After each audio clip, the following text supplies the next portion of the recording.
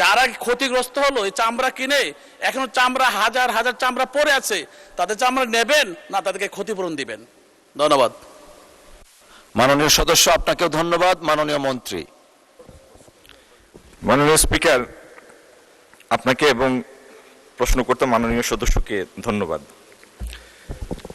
আপনার উদ্বেগকে আমি আমলে নিচ্ছি, কিন্তু মাননীয় সদস্য মাননীয় স্পিকার, একটা জিনিস বুঝতে হবে, সরকার যে চামড়ার মূল্যটা নির্ধারণ করে দেয় সেটি হচ্ছে সংরক্ষিত চামড়ার মূল্য, যেটি লবণ মাখানো চামড়া।